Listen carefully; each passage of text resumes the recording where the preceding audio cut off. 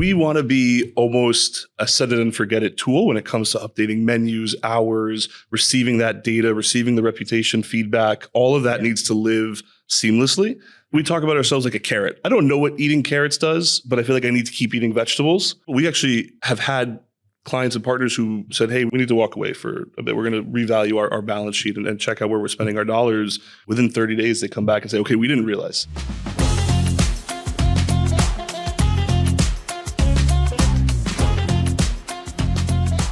Hey everybody, welcome to yet another episode of Room for Seconds. I'm still guest hosting this thing. I think they have Greg Majewski tied in a closet somewhere. I am the captain now. Today we are here with Avi Goren, founder of Marqii. Yeah? One of the co-founders, yeah. I know they might be listening, so I don't want to find it in a closet also. Well, I want to make sure though that you are the founder. I'm the original founder. Yes, there I brought on go. better people, but yes. Now there we go. Okay, so you founded Marqii. For those that don't know what you guys do, what is Marqii? At our core, we are a discoverability tool for hospitality. We're going to ensure your listings information, name, address, phone number, hours, photos, menus, LTOs, everything is accurate, consistent across all consumer channels. Reputation management, making sure you're responding, leveraging keywords, looking at the data. Restaurants don't have data scientists. They need access to this information, and we're helping streamline that in an easy, digestible manner. So almost everybody, you sign a lease and you want to be on the monument sign because you want people as they're driving by to see you. When you're online, it's the same deal, right? You need people to be able to see you as they're surfing on by. I mean, whether they're online, in a chat GPT, anywhere now, if I'm looking for fried chicken in Houston or coffee in New York, I need to be found the right way. Yeah. So because of your tool, anyone that looks up coffee in New York, it's Gregory's Coffee first and foremost. 100. And when I'm in New York, it goes up by 1%. Perfect. I like to hear that. I mean, that's a good thing. Oh, fall oat boy latte for about 5 years now. Fall oat boy latte is a great, great drink. And we had Greg Zamfotis on the show just recently. So your world must be continually evolving because the guest journey digitally continuously evolves, but also the technology continuously evolves. How do you keep up? It's a sprint. Every day, every conference, every client and partner we work with introduces a new thing that they're interested in, a new way to make their lives easier as an operator. And so, now we're a Toast API marketplace menu provider, whereas 2 years ago we were only with Square and Olo. And so as we introduce new features and subsets, we need to be providing best in class for them. 100% makes sense. And the more you're able to seamlessly integrate into company's tech stack, you make it that much easier for a company to bring on your company into their tech stack. We want to be almost a set it and forget it tool when it comes to updating menus, hours, receiving that data, receiving the reputation feedback. All of that needs to live seamlessly. And it has to just work. Yeah. So it seems like so much of what you do should be basic hygiene for a restaurant group, right? Yes. You got to wake up every day and say, I'm going to breathe today. I'm going to move, right? I'm going to do these things. It's basic hygiene. And yet so many restaurant groups don't, right? So what is the holdup in your view as to why companies don't take advantage of services like what you offer? I think I know running a restaurant is hard. 1 location to 1,000 locations, it's hard. And every day there's a new fire, and that top 5 priority list rotates and changes. And priority number 1 might be a new point of sale, might be labor, might be the rising cost of cheese at a pizzeria. Who knows? Number 1 is always a changing issue. We usually sit numbers 3 to 5. And so it's about timing. It's about having a second for the operator to come up and breathe and say, okay, I've solved today's fire. Now I got to think about tomorrow's and the next year. And anything with discoverability and local SEO is a long-term investment. And the best time to do it was yesterday. I don't know who I'm quoting. It's someone in this room, I think. It might be Sean. I don't know. I end up quoting Sean all the time. I have no idea. But it's a long-term investment. So if you're not willing to take that second to start, that's the holdup. And I think so many people look at it when costs get tough and they say, oh, well, I can't visibly see these results. Mm-hmm.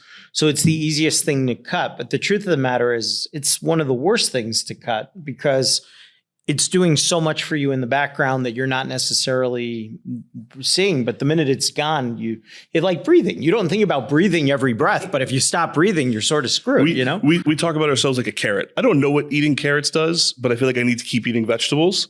And it's that part, right? We are, when people, we actually have had clients and partners who said, hey, we need to walk away for a bit. We're going to revalue our balance sheet and check out where we're spending our dollars. Within 30 days, they come back and say, okay, we didn't realize. Yeah. We didn't know that when I update this price point in a chicken sandwich on our point of sale, it trickles all the way to Google from you guys, right? Yeah. And that's just the education piece. That's being in the business. But it's one of those things constantly working in the background. That accuracy piece is so damn important because it drives me mentally insane when you get the guest review that's like, hey, online said you're open till 11 and I showed up at 10:50 and you were closed, the lights were off, right? Yep. And I think most restaurant chains get those from time to time.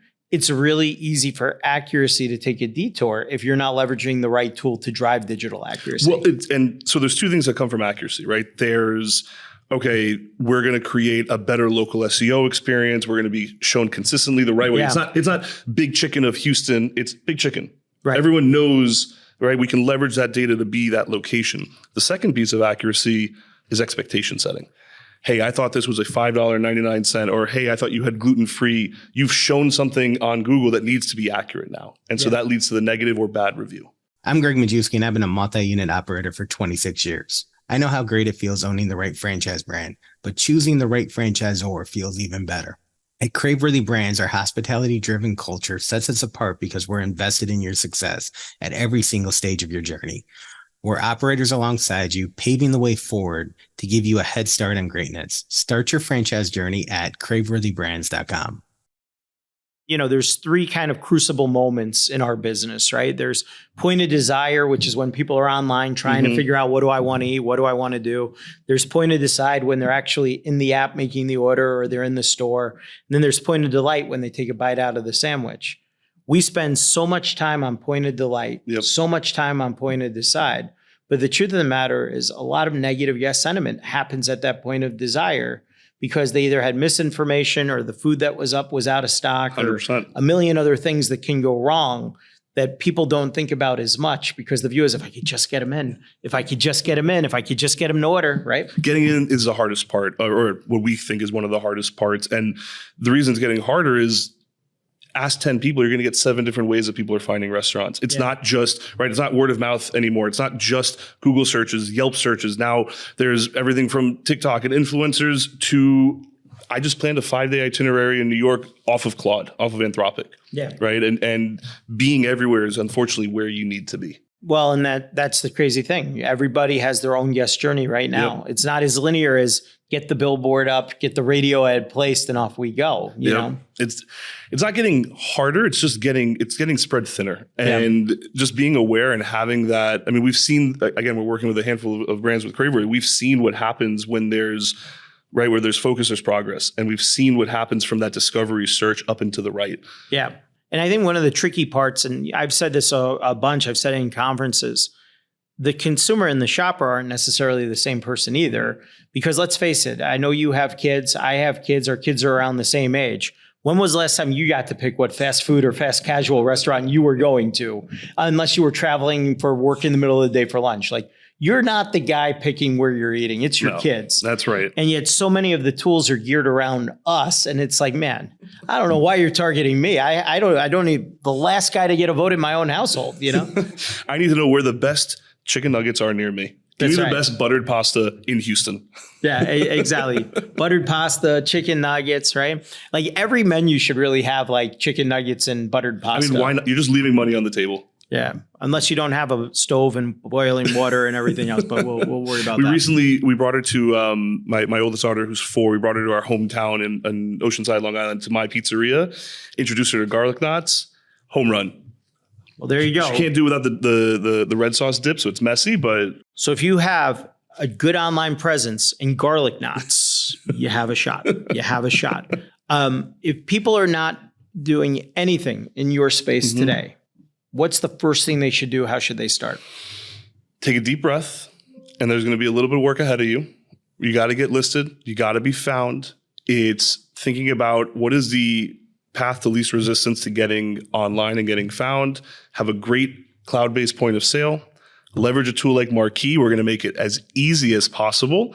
And we're going to hold your hand through a really, what can be time-consuming, difficult process. Yeah. But I think it's really important that you build into your daily routine and regimen that 30 minutes or that hour, probably an hour, but split into 2 30-minute windows, one at the beginning of the day, one at the end of the day. Hey, I'm going to focus on my local store marketing now, right? I'm going to get the guest reviews taken care of now. I'm going to respond. I'm going to make sure we're right in all of the key places to make sure we're ready to go. Yeah, and there's going to be different views, right? If you're a single unit operator or the store lead of a 50 unit operation, there's different things you're looking at, and ensuring that you've got that morning report. What do the listings look like? What's my engagement look like? What are the reviews looking like as a whole or just for my store? There's lots of ways to ingest difficult data without feeling overwhelmed. And that's what we're here to do. We're here to be your data scientist. And find the trends and find the issues where you have gaps everywhere.